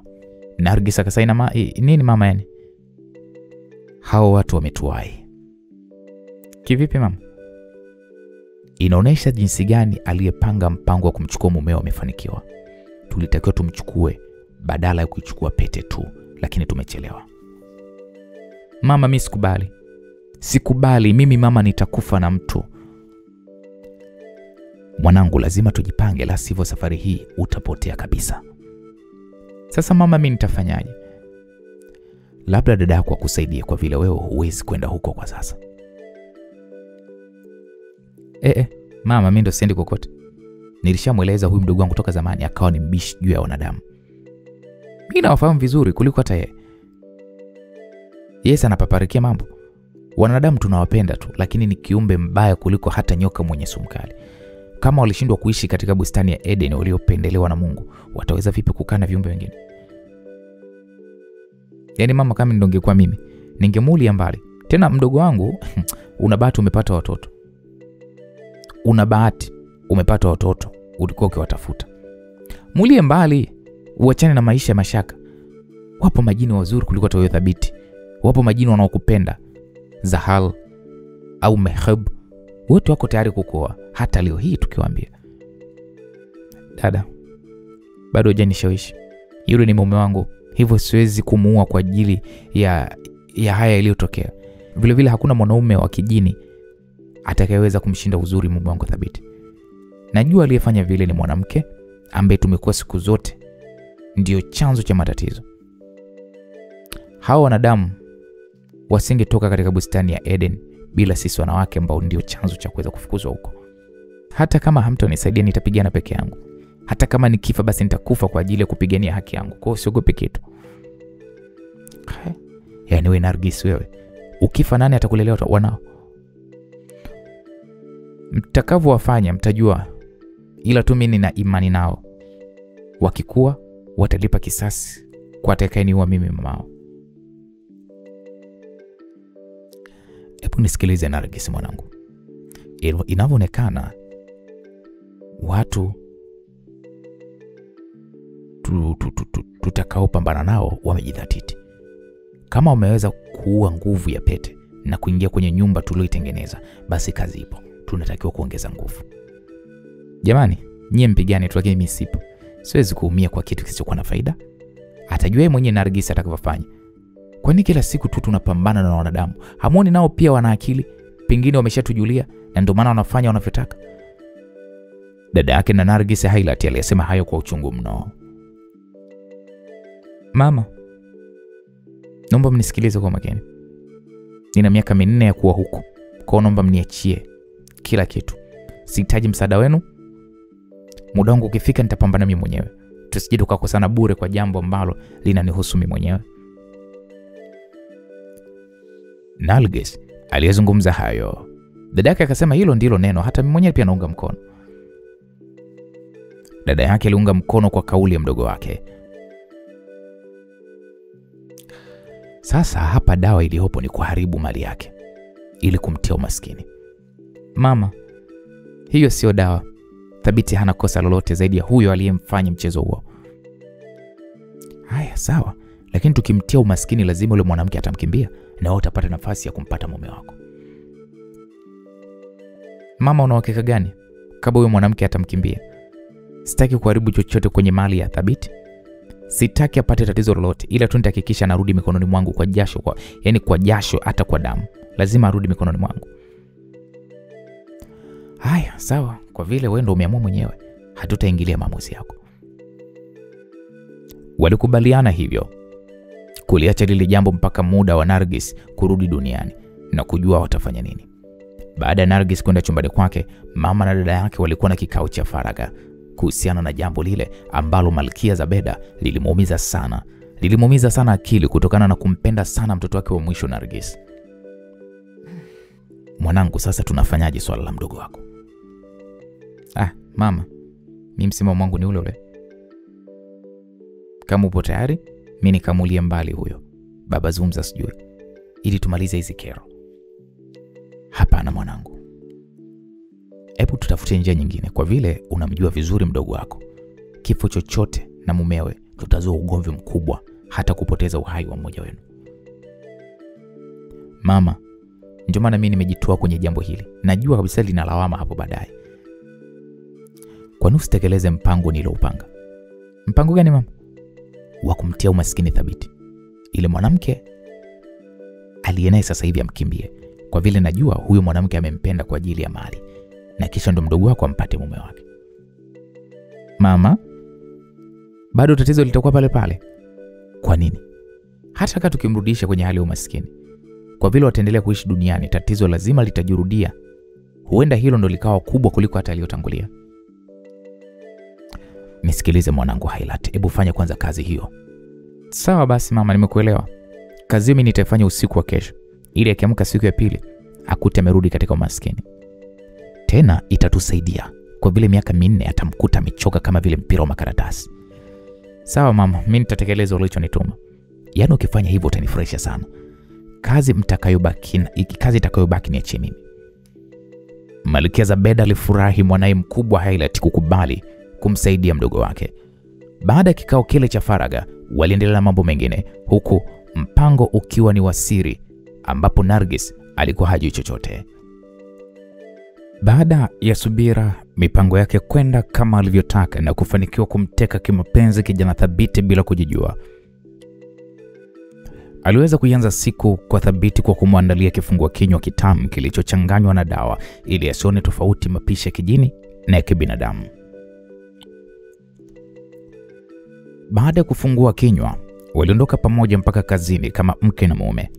Thabiti aliingia ofisi yake na kumwacha Subira akifanya majukumu yake kama msaidizi. Akiwa anaendelea na kazi, alikumbuka kumweleza mzee Buguju kuhusu mipango yao jinsi ilivyokwenda. Baada ya kumweleza hatua aliyofikia, mganga naye alimweleza kuwa ameota ndoto iliyomtisha sana ya kuwa mali zote za Thabiti zikiteketea na moto, na Thabiti akawa ni maskini mkubwa tena anayetembea mjini akiwa naombaomba. Subira alishtuka, Mungu wangu, hilo si tatizo. Ni kweli ni tatizo. Lazima usiku wa manane tuzunguke sehemu zote kwenye mali za mpenzi wako kuzindika, kwa vile inaonekana hali ya hatari mbele juu ya mali hizo. Sawa mzee wangu. Walikubali usiku wafanye zindiko kwenye maduka yote ya Thabiti kabla kitu kibaya hakijaweza kutokea. Subira alifanya kazi, moyo wake ukiwa umejaa hofu. Alijifikiria kumweleza Thabiti ndoto ya mganga, lakini alihofia kuulizwa ya kuwa ilikuwaje akajuana na mganga. Subira alitamani usiku uingie upesi ili wakaifanye kazi ile kabla tatizo halijaweza kutokea. Majira saa 7 za usiku, mganga Buguju aliongozana na Subira katika maduka ya Thabiti kwa ajili ya kuyafanya zindiko kabla tatizo halijaweza kutokea. Alianza na maduka mawili ya Kariakoo yalikuwa yapo karibu. Mzee Buguju na wasaidizi wake wakiwa katika vazi la shuka jekundu waliokuwa wamejifunga chini ya mgongo wazi na kilemba chekundu. Mkononi alikuwa ameshika usinga, huku msaidizi wake akiwa ameshika beseni lenye dawa. Mganga alichovya usinga kwenye maji ya dawa na kisha akamwagia kuzunguka ofisi, na kisha aliingia ndani na kufanya dawa zake kila kona na kisha akatoka. Baada ya kumaliza duka moja, na alikwenda la pili na kufanya kama alivyofanya duka la kwanza. Baada ya kumaliza zoezi lile, walipanda gari kwa ajili ya kuelekea posta kwenye duka lililokuwa limebakia. Mzee Buguju hakuvua nguo za kazi, na hao vijana wake wakaelekea mpaka maeneo ya posta. Walipokaribia jengo lenye duka la Thabiti, walishtuka kuona moto ulikuwa ukiwaka. Subira alipiga kelele, Mungu wangu, jengo linaungua. Mganga akasema, kwani tunakwenda jengo gani? Akasema, ndio hilo linaloungua. Mganga aliguna na kufanya Subira ashtuke, akamuuliza, mbona unaguna mzee? Tunachelewa, alisema mganga kwa sauti ya kukata tamaa. Tunachelewa? Kitu gani? Ule moto sio wa kawaida. Kwani duka lake liko wapi? Pale moto unapowaka. Tungejua tungeanza zoezi letu mapema. Inaonyesha ile ndoto leo ndio siku yake ya kuteketeza mali za Thabiti ili arudi katika hali ya umaskini. Mungu wangu. Majini wana hasira baada ya kushindwa kumrudisha Thabiti kwao. Wameamua kuharibu mali zake ili arudi katika umaskini. Kwa hiyo na ile maduka nayo pia yatateketea. Yale yatakuwa salama. Hawataweza kufanya chochote kwa vile tumewahi. Tungechelewa ingekuwa ni kilio cha kusaga meno. Wakati wakizungumza walishangaa moto ukizimika ghafla na wakajikuta wote wakishangaa. Mbona moto umezimika? Aliuliza Subira na kumfanya mzee Buguju naye kushangaa. Ya ajabu. Waliteremka kwenye gari na kuelekea kwenye duka lililokuwa lipo sehemu ya chini. Kama kawaida alianza kufanya dawa zake kwa nje ya duka na kisha aliingia ndani. Walipoingia ndani walishtuka kukuta vitu vyote vimeteketea kwa moto. Ajabu ilikuwa vilivyoungua ni vitu vyote vya dukani tu, lakini ndani hapakuwa na dalili za moto kuwaka zaidi ya vitu vyote vya dukani kuteketea nyanga nyanga. Mungu wangu, mbona haya maajabu? Subira alisema huku akishika mikono kichwani. Ule moto ni wa kijini ambao huharibu kilichokusudiwa tu. Jamani, Subira alisema kwa sauti ya kukata tamaa.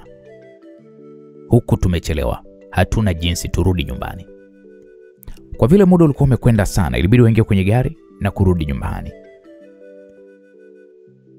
Subira ilibidi akae kwanza kimya kuhusiana na tukio zito la usiku ule, huku akiwa haamini kama kweli moja ya duka la Thabiti lilikuwa limeunguzwa na moto wa kichawi. Walilala mpaka asubuhi ili asikie nini kimetokea, au ilikuwa ni ndoto na wala hakuna kilichotokea. Asubuhi wakiwa bado hapo kitandani, simu iliingia. Thabiti alichukua na kuweka sikioni. Halo Juma. Juma alikuwa ni msimamizi wa duka la posta. Akaambia za asubuhi boss. Nzuri tu, kwema? Sio kwema boss. Kuna nini? Duka limeungua, lakini moto wake ni wa ajabu. Mungu wangu. Jengo zima limeungua? Sio jengo lote, ni duka letu. Kwa hakuna hata kimoja kimepona. Kumebakia majivu tu mkuu. Na maduka mjini? Huko sijui. Hebu subiri kwanza. Hapo alikata simu na kupiga mjini, na baada ya kuita kwa muda simu ilipokelewa. Halo boss. Sadiki uko wapi? Niko kazini. Kwema huko? Kwema boss, tena zile container nasikia lile container linatua kesho usiku, kwa nina imani tutatumia mwezi mzima na kazi ya kupakua na kupanga vitu madukani. Ndoto ya Nargis ilikuwa ni kuhakikisha Thabiti na kuwa tajiri mkubwa duniani. Hivyo alipanga atakaporudi duniani na kuishi na mumewe kama mwanadamu wa kawaida, basi wawe na maisha mazuri. Kila kukicha alihakikisha utajiri wa Thabiti unazidi kuongezeka na si kupungua. Mkuu, hakuna tatizo lolote. Tupo shwari kabisa. Okay, sawa. Thabiti alikata simu, akapiga duka lingine, akakuta nako hali ni shwari. Akarudi tena kupiga tena posta na kupokelewa. Kuna mabadiliko yoyote huko posta? Hakuna boss. Okay, nakuja. Sawa. Akakata simu, aliteremka kitandani, kitu ambacho kilichofanya Subira aulize kwamba mpenzi, mbona umemkaraka hivyo? Subira alijifanya kama hajui kitu. Hapo ndipo Thabiti akasema kuna tatizo. Tatizo? Tatizo gani? Sijajua, ila nimeambiwa kwamba niende duka la posta. Twende wote basi. Subira alisema huku akinyanyuka pale kitandani na kumfuata Thabiti. Walikwenda bafuni kuoga, wakatoka pamoja na hata kifungua kinywa hawakunywa hiyo siku. Waliingia kwenye gari na kuelekea posta. Walikwenda mpaka eneo la tukio na kukuta nje ya jengo kazi zikiendelea kama kawaida. Hapakuwa na mshtuko wowote kama kuna tukio, kwa sababu jengo lilikuwa katika hali ya kawaida. Hapakuwa na dalili zozote za moto kutokea. Alikuta wafanyakazi wake zaidi ya 40 wakiwa wako ndani ya jengo, wakiwa wameshika tama na wengine wakiwa wanatokwa na machozi. Walishangaa kukuta ndani ya duka kumejaa jivu, vitu vyote vya mamilioni ya fedha yakiwa yameteketea. Ilikuwa ni hasara kubwa, kwani ilikuwa ni wiki tu aliingia dukani, mali ya zaidi ya milioni 600 zilikuwa hapo. Alijisikia miguu kumwisha nguvu, lakini alijikaza na kujiuliza kile ni kitu gani. Kwani kuta na sakafu za duka zilikuwa hazionyeshi dalili zozote za kuungua na moto ulioteketeza mali ya mamilioni. Wote walikuwa wapo kwenye usiku wa giza kasoro Subira. Subira alijua kila kitu, na hata sababu ya kwa vile alikuwa naelewa. Alimshukuru kimoyomoyo mzee Buguju, kwa sababu kama angechelewa maduka yote yangeteketea na ingekuwa ni kilio cha kusaga meno. Kutokana na dawa alizolishwa Thabiti na huyu binti Subira, Thabiti alijikuta akisahau kabisa chanzo cha mali ile ni mkewe jini Nargis. Hii sio bure, lazima kuna mkono wa mtu, alisema mmoja wa wafanyakazi. Wameona sisi ndo tunafanya vizuri, hivyo lazima umetuendea mbali zaidi. Moto gani usiounguza sehemu yote zaidi ya bidhaa za dukani? Wanataka tukale wapi? Msichana mmoja alisema huku machozi yakimbubujika. Thabiti akawaambia wafanyakazi wake, nendeni nyumbani ili nitatafakari na kisha kesho nitawajulisha kinachoendelea. Kuna kontena 10 za bidhaa zinaingia kesho usiku, ambazo zilikuwa za maduka mengine, kwa nitapunguza baadhi ya makontena na nitaleta hapa ili muendelee na kazi. Thabiti aliwaambia wafanyakazi wake waliokuwa wamechanganyikiwa. Wakamwambia tunashukuru boss. Subira muda wote alikuwa kilia, kitu kilichomfanya Thabiti ambembeleze. Mpenzi, hebu nyamaza.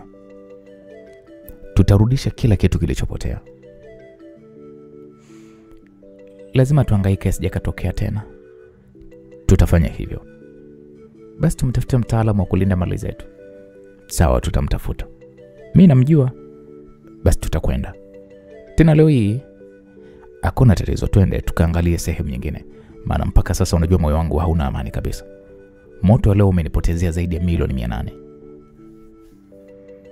Kusikia vile, Subira aliangua kilio cha sauti na kumfanya Thabiti aingie kazi ya kwanza kumbembeleza. Mpenzi, hebu nyamaza. Nimepoteza hizo, lakini bado hatujateteleka. Naomba jioni twende kwa mtaalamu ili alinde mali zetu. Lazima tufanye hivyo. Ni wapi unakotaka twende? Kigamboni. Inabidi tuwahi basi kwenda. Tuondoke saa 12. Walikubaliana saa 12 kwenda Kigamboni kwa mganga. Kukubali kwenda kwa mganga kulimfanya Subira kufurahi kuweza kumpeleka Thabiti bila kujua, na yeye kwenda kumaliza mambo yake ya kumdhibiti ikiwamo ndoa ya haraka. Baada ya kukubaliana, Subira alimpigia simu mzee Dani Buguju kumjulisha mpango wake wa kumpeleka kwake kwamba umefanikiwa. Niambie binti, alisema mzee Buguju baada ya kupokea simu. Subira akasema, babu, kila kitu kimekwenda vizuri. Jamaa amekubali kuja, hivyo utamaliza kila kitu. Hilo sio la kuniambia, bali ndo nilichokuwa nikiomba usiku na mchana. Mkitoka hapo utaniambia, ndoa itavuma kwa kasi kama vumbi kwenye upepo mkali. Yaani nitashukuru sana mzee wangu. Kama amekubali yeye mwenyewe, jua kabisa huyo amekwisha. Basi jioni sisi ni wageni wako. Karibuni sana. Baada ya kukubaliana na mganga, Subira alijipanga jioni kumpeleka Thabiti ili akamalize kabisa. Msikilizaji, upande wa pili chini ya bahari, Hailati, dada wa Nalgis, alirudi akiwa amechoka sana, mwili ukiwa na babaka ya moto. Mama yake alipomwona kwanza alishtuka na kutaka kujua mwanae safari iliyokwenda huko duniani imekutana na nini kilichomfanya umia vile. Ilibidi amuuliza, vipi tena mwanangu, mbona uko hivyo? Hailati akasema, mama, hatari, wametuwai, alisema Hailati huku akijiangalia makovu ya moto. Mamake akamuuliza, kivipi yani? Wamewahi kuzikinga mali zao, japo tumefanikiwa kuharibu duka moja ambalo ndilo kubwa, lakini mengine wameyakinga. Yanaonekana kama vile bahari, na nilipojaribu kuingia niliungua. Bila uwepo wa kijini ningekufa kifo kibaya sana mama.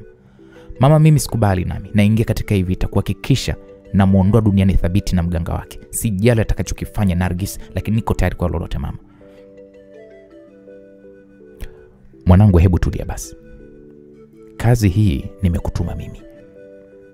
Inatakiwa unisikilize mimi na si mtu mwingine. Kama umefanikiwa kuharibu mali moja, tutajipanga kuharibu zote. Kuna kitu kimeingia kwenye akili yangu muda si mrefu. Kuna mali ya mabilioni ya Thabiti ipo baharini. Inapita usiku huu. Utakwenda kumaliza huo mzigo wote. Hakikisha meli inabaki majivu. Kwa pigo hilo tutakuwa tumemmaliza, na mali zake zote zitakazopita majini tutaziharibu. Lazima atafirisika tu, atake asitake. Malkia Zabeda alipanga kuyateketeza makontena yote 10 ya mali za Thabiti na mali zote zitakazopita baharini. Sawa mama. Kwa kazi hii sina haja ya kuweza kupumzika wala kusikiliza maumivu ya moto. Tena nitaifanya mimi mwenyewe bila kumshirikisha mtu. Hailati alikubaliana na mama yake. Hailati pamoja na maumivu ya moto, lakini alifurahi kuziteketeza mali zote za Thabiti zilizokuwa zikipita baharini usiku ule. Alipanga kuto kupumzika na alipanga kufanya usiku ule ule ili asubuhi kila kitu kiwe kimekwisha. Alijipanga kuifuata meli yenye makontena ya bidhaa za Thabiti tu na sio makontena mengine. Hakutaka kuwashirikisha majini wengine kwa kuogopa taarifa zitamfikia Nargis na ataharibu huo mpango mzima. Jini huyu Hailati aliamini hasara kuteketeza mali zile lazima zingemtia umaskini kijana Thabiti, kwa kujua kwa mtindo ule lazima tayumba tu kifedha kwa vile wangeendelea kuharibu vitu vyote vitakavyopita njia ya baharini. Alihakikisha kila kona atakayoitumia kuingiza mali zake basi wanaziharibu. Naam, msikilizaji, majira ya saa 12 za jioni, kijana Thabiti pamoja na Subira walivuka kivuko cha feri wakaelekea mpaka Kigamboni. Baada ya kuvuka, waliendelea na safari yao ya kuelekea Mji Mwema kwa mganga Mukti Buguju. Baada ya muda mfupi walifika nyumbani kwa mganga Buguju. Kwa vile Subira alishamtaarifu ya kuwa wanakwenda, basi walipokelewa pale kwa heshima zote. Hapakuwa na haja kukaa foleni, waliingizwa moja kwa moja chumba cha matibabu. Karibuni sana. Asante. Karibu kijana. Mzee Buguju alimkaribisha Thabiti aliyeonekana kapendeza kwa fedha. Asante mzee wangu. Jamani, mna tatizo gani? Mzee Mukti alijifanya kama vile ndo siku ya kwanza kuonana na watu wale. Subira akasema, mzee wangu, tuna tatizo. Kuna vitu vimetutokea leo asubuhi. Tatizo ambalo linaonekana sio la kawaida. Subira alianza pale kutoa maelezo. Mzee Buguju akasema, eti kijana, ni kuna nini? Hapo alimgeukia Thabiti. Hakutaka Subira zungumze sana. Thabiti akasema, mzee wangu, leo nimetokewa na jambo la ajabu baada ya moto wa ajabu kuteketeza duka langu lenye thamani ya mamilioni ya fedha. Kwa kweli mpaka sasa nimechanganyikiwa sana. Sijui tatizo lile linatokana na nini. Mzee Buguju alijifanya akipiga ramli ya uongo kwa vile kila kitu alishakijua. Akasema, hapa panaonesha kuna kijicho kwa watu wasiopenda maendeleo yako kijana. Watu hao ambao ndio wamefanya huu mchezo. Hapo Mzee Buguju alitengeneza uongo kuogopa kumwambia ukweli ya kuwa aliyefanya vile ni jini anayetaka kumtia umaskini baada ya kuchukuliwa mumewe. Mzee Buguju aliamini angemwambia vile, lazima tu huyu Thabiti angekumbuka ahadi aliyomwahidi mkewe Jini Nargis ya kwamba hatomsaliti akiwa mbali naye. Sasa Thabiti akauliza, ni nani alifanya hivyo? Kwa kweli hapa kuna giza, hawaonekani vizuri, lakini najitahidi kuondoa hili giza ili tuwajue. Kwa hiyo shida yao hasa ni nini kwangu? Wanataka kukurudisha katika umaskini. Kwa hiyo mzee, unatusaidiaje hapo? Kwa vile tatizo nimeshaliona, nitazindika mali zako zote pamoja na nyumba yako, kuhakikisha hupotezi tena mali zako. Na zoezi hili lifanyike usiku wa leo. Na pia nitawapatia dawa za kuwalinda wote na hao watu wabaya. Na mali zilizopotea zitapatikana? Ile haitopatikana, ile iliyopo haitopotea tena. Sawa tu, nitashukuru pia. Kwa hiyo kuna dawa nitawapa mnywe na kuoga pamoja, na kisha nitawapa zindiko. Hakuna tatizo mzee wangu. Baada kusema vile, mganga aliandaa pale tiba ili baadaye waende kwenye kazi ya kuzindika maduka kwa kurashia, kwa vile kazi alikwisha imaliza toka jana yake usiku. Kwa hiyo ataenda kama tu kumwigizia Thabiti. Mzee Buguju aliwaandalia dawa ambayo ilikuwa ni ya aina mbili, moja ya kumlinda Thabiti na majini na nyingine kumsukumia kwa Subira ili ndoa iwahi mapema. Baada ya zoezi lile, waliondoka mpaka kwenye maduka ya Thabiti. Mzee Buguju alijifanya kama yuko bize, kumbe ni uongo tu, alikuwa akipaka maji tu. Na baada ya zoezi ambalo halikuchukua hata muda mrefu, alirudi nyumbani. Mzee Buguju siku hiyo alilala nyumbani kwa Thabiti na akaongeza nguvu kwenye zindiko lake la awali usiku ule ule. Baada ya zoezi lake, alipewa chumba kizuri na akalala.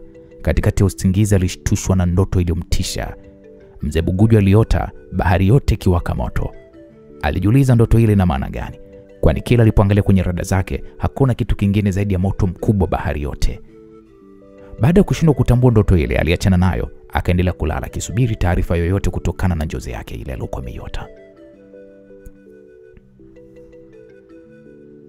Msikilizaji, usiku mkubwa, usiku wa kutisha, Jini Hailat, yani dada wa Nargis, pamoja na uchovu alitoka chini ya bahari na kwenda kwenye meli iliyokuwa imebeba makontena ya bidhaa mbalimbali, yakiwamo makontena ya kijana Thabiti.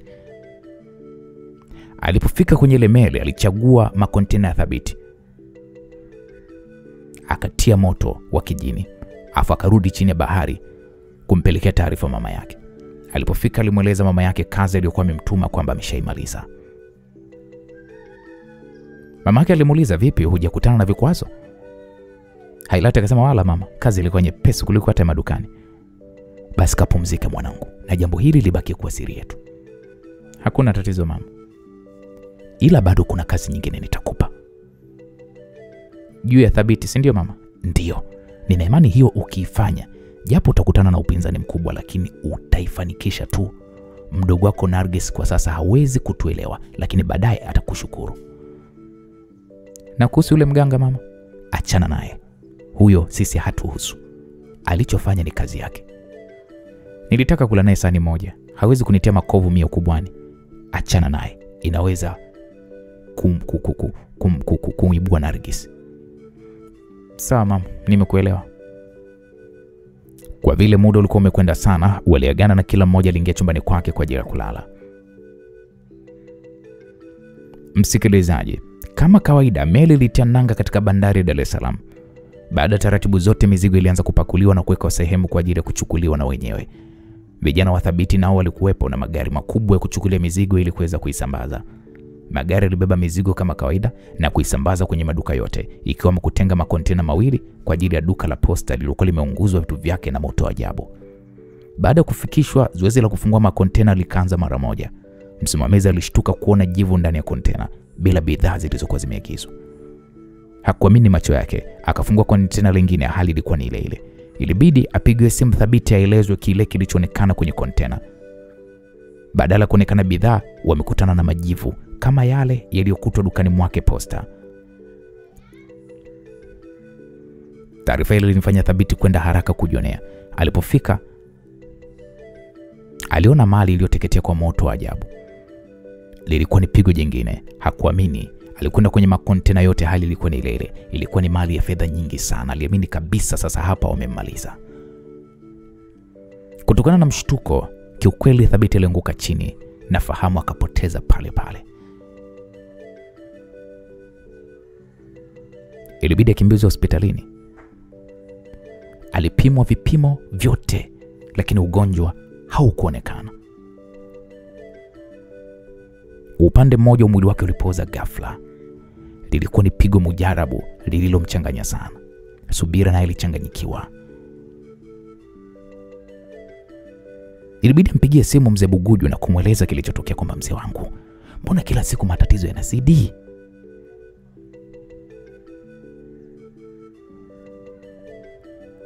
Eti msikilizaji, mbona kila siku matatizo yanazidi? Hata sisi wenyewe tunajiuliza, lakini usikose katika sehemu ya mwisho mzigo mtamu wa kuitwa Nilimooa Jini. Simulizi kutoka kwake mwandishi Ali Mbetu. Mimi naitwa Uncle J. Nisema asante na kwaheri. Tukutane katika sehemu ya pili.